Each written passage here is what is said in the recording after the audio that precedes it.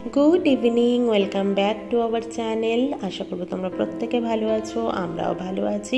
নতুন একটা দিনের সাথে নতুন একটা ব্লগের সাথে হাজির হলাম তোমাদের কাছে। অনুরোধ রইল পুরো ব্লগটার সাথে থাকার, দয়া করে তোমরা আমার সাথে পুরো ব্লগটা থেকো। আর যদি ভালো লেগে থাকে, নতুন বন্ধু হয়ে থাকো, তাহলে প্লিজ সাবস্ক্রাইব করে পাশে থেকো, লাইক শেয়ার কমেন্ট করতেও কিন্তু ভুলো না। তো চলো আজকে শুরু করা যাক ব্লগটা। আমি এখন মাজছি দুপুরের বাসন। হ্যাঁ, সন্ধ্যা হয়ে গেছে, তারপরেই মাজছি। মানে সন্ধ্যে হয়ে গেছে বলতে পুরোপুরি সন্ধ্যা এখনও হয়নি। আজকে ঠিক ভালো লাগছিল না, কাজকর্ম করতেও ঠিক এনার্জি পাচ্ছিলাম না। সকাল থেকে শুরু করিনি এই কারণেই যে রান্নাবান্নাও তেমন ছিল না। পুঁই শাকের তরকারিটা তো ছিলই, আর মাছটা ভেজে নিয়েছিলাম শুধু, আর মাছ ভাজার তেল ছিল, ব্যাস হয়ে গেছিলো। তো রাত্রে ভালো মন্দ কিছু করব। আর কালকের জামা কাপড় শুকিয়ে গেছে, সেগুলোকে ভাঁজ করছি। ভাবো তাহলে, কালকে কেচেছিলাম, আজকে ভাঁজ করছি। মানে তাও শুকিয়েছে যে আমার ব্যালকনিতে ছাদটা আসেনি বৃষ্টির, তাই জন্য। আর আজকে যে বৃষ্টিটা হচ্ছে তার ছাদ আসার কথা নয়, কারণ একদম ঝিরিঝিরি, মানে সকাল থেকে টিপটিপানি শুরু হয়েছে, তো হয়েই যাচ্ছে। সেটা কমার মানে নামই নেই আর। তো আমি গুছিয়ে নিয়ে আলমারিতে যে যার জায়গায় থাকে সেখানে ঢুকিয়ে দেবো জামা কাপড়গুলোকে। তবে মনটা বাংলাদেশের জন্যও একটু খারাপ, যে বাংলাদেশে যে দাঙ্গা ফাঙ্গা হচ্ছে, এগুলো একদমই ঠিক নয়। আমি প্রে করব যেন তাদের মাথায় ভগবান খুব তাড়াতাড়ি সুবুদ্ধি দিয়ে দিক। এটা কেন হবে যে জেনারেশনের পর জেনারেশন একই সিটে বসবে, বাবার চাকরি ছেলেকে পেতে হবে, এরকম 30% দিতে হবে, মানে এগুলো কেন? তো ওই জন্যে এত দাঙ্গা, এত কিছু একদমই মেনে নেওয়া যাচ্ছে না, কারণ এতে পড়ে সাধারণ মানুষের অনেক অনেক ক্ষতি হয়। তো আমি চাই যেন খুব তাড়াতাড়ি সবটা ঠিক হয়ে যায়। এই কোটা আর কোটা, সবাইকে সমান জায়গায় রেখে যোগ্যতার পরীক্ষা দিয়ে চাকরি পাওয়াটা আমার মনে হয় ভালো। শুধু চাকরির ক্ষেত্রে নয়, সব ক্ষেত্রেই আমি বলতে চাইছি এটাই। শুধু বাংলাদেশ বলবো না, আমাদের পশ্চিমবঙ্গ মানে কলকাতাতেও ছিল SC ST OBC, মানে আমি শুধু কলকাতার কথাই বলছি কারণ আমি কলকাতাতেই ট্রাই করেছিলাম, তাই। তো মানে জেনারেলে পাবে না কেন? অনেক ভালো ভালো স্টুডেন্ট আছে যারা জেনারেলে চাকরির পরীক্ষা দিয়ে পাচ্ছে, কিন্তু আমার সেই লড়াইয়ে আর অংশগ্রহণ করেও আমি বারবার হেরে গেছি, তাই হয়ে ওঠেনি। আর হয়তো কোটা থাকলে হয়ে যেত, কয়েক নাম্বারের জন্যও হয়েছে, এরকম যে হয়নি। তো হাল ছেড়েই দিয়েছিলাম একটা টাইমে।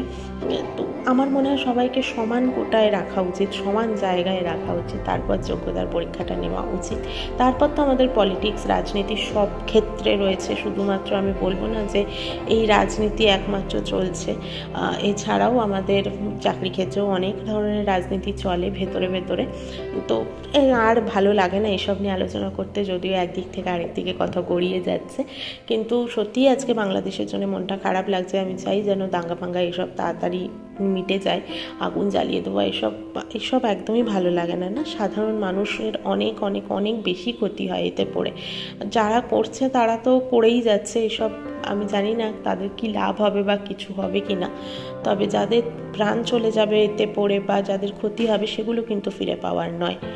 তো যাই হোক, রাতের জন্য আমি কাজ কিছুটা এগিয়ে রাখছি, যেহেতু হাঁটতে যাওয়ার নেই। তো তাই জন্যে আমি একটু ভালো চাল ভিজিয়ে রাখলাম, আর চালটা ঢেলেও রাখলাম। চিনিটা শেষ হয়ে গেছিলো মানে ছোটো কৌটোতে, সেখানে ঢেলে রাখলাম। আর এখন এসেছি রাতের জন্য একটু সবজি কাটতে। গাজর, বিনস আর ক্যাপসিকামটাকে আমি একদম কুচি কুচি করে কেটে নেব, আর পেঁয়াজ, আদা, রসুন এসবও কেটে নেব, টমেটো। কারণটা হচ্ছে রাত্রিবেলা করবো ফ্রাইড রাইস আর ডিম কষা। তো তাই জন্যে আমি সমস্তটা কেটে কুটে গুছিয়ে রাখছি, যাতে রাত্রিবেলা করতে আর আলসেমি না লাগে। কারণ ওই যে বললাম, আজকে দিনটা একটু ল্যাদ খাওয়ার মতো, আলসেমি দেওয়ার মতো একটা দিন।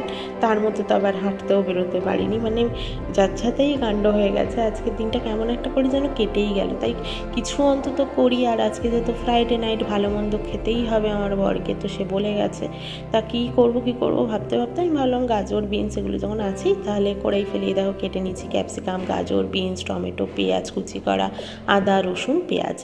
আর বাইরের জায়গাটা এত মানে স্যাঁতস্যাঁতে লাগছে দেখতেই, মানে সারাক্ষণ রাস্তা ভেজা, ছাদ ভেজা, ব্যালকানির কিছুটা অংশ ভেজা, এইরকম। তো মানে পুরো ভেজা ভেজা ভেজা ভেজা। আর হাতটা দিলে এরকম ছোট্ট ছোট্ট ঝিরিঝিরি বৃষ্টির ফোঁটা পড়ছে, বেশ ভালো লাগছে।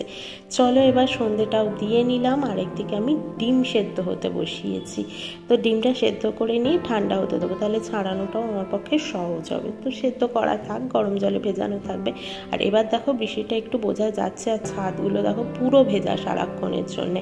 তো একটু ঠান্ডা ঠান্ডা ওয়েদার, এই টাইমে আমরা কম্বল গায়ে দিচ্ছি, ফ্যান তো চালাতেই লাগছে না, সে তো বাদই দাও।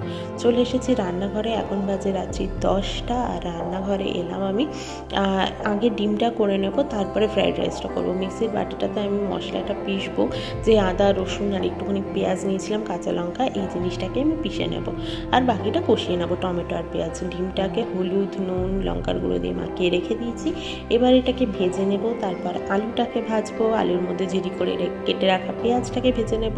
তারপর বাটা মশলাগুলো দিয়ে ধনে গুঁড়ো, হলুদ গুঁড়ো, একটু সামান্য লঙ্কার গুঁড়ো, জিরে গুঁড়ো, নুন পরিমাণ মতো, একটুখানি চিনি দিয়ে ভালো করে কষিয়ে নিয়ে জল দিয়ে ফুটিয়ে নেব।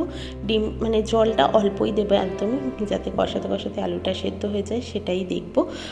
তো পরিমাণ মতো, একটু জল না দিলে আবার বেশি ড্রাই ড্রাই লাগবে, তো মেখে খাওয়া যাবে না। তো ওই রকমই কষা কষাই রাখবো, ঝোল একেবারেই করবো না।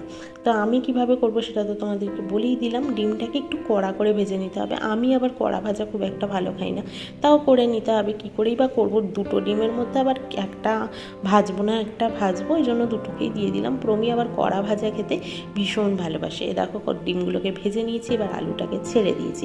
তারপর তো তোমাদেরকে বললাম আমি কীভাবে কী রান্না করব না করব। ডিমটাকে কষিয়ে নিয়েছি, এবার দিয়ে দেবো সামান্য পরিমাণ জল।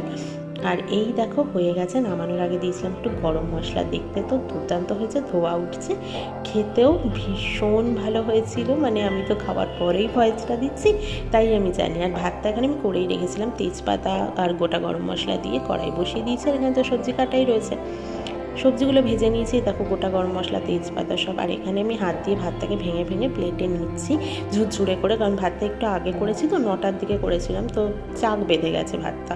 তো ওই জন্য এমনি ঝরঝরই আছে, যেটা হয় আর কি, ভাত চাক বেঁধে থাকে, তো ওই জন্য আমি চাকটা ভেঙে ভেঙে দিচ্ছি। এতটা ভাত লাগবে না, গামলায় যতটার আছে। এই দেখো করে নিয়েছি। স্পাইসি ডিম কষা করেছিলাম, একটু ঝাল ঝাল। আর ফ্রাইড রাইসে একটু পরিমাণ চিনি দিয়েছিলাম, তাই দুটোর মানে অসাধারণ টেস্ট হয়েছিল, এত ভালো হয়েছিল। দুটো যেন দুটোর পরিপূরক হয়েছিল, এত ভালো খেতে হয়েছিল। তো এই তো আমাদের ডিনার মেনু আজকে। তোমাদের পুরো ব্লগটা কেমন লাগলো জানাতে ভুলো না। আর এরকম ভয়েস ওভার দিয়ে ব্লগ দেখতেই তোমাদের ভালো লাগছে কিনা সেটাও আমাকে জানাতে ভুলো না। কিভাবে আমি ব্লগ বানালে তোমাদের ভালো লাগবে সেটাও জানিও।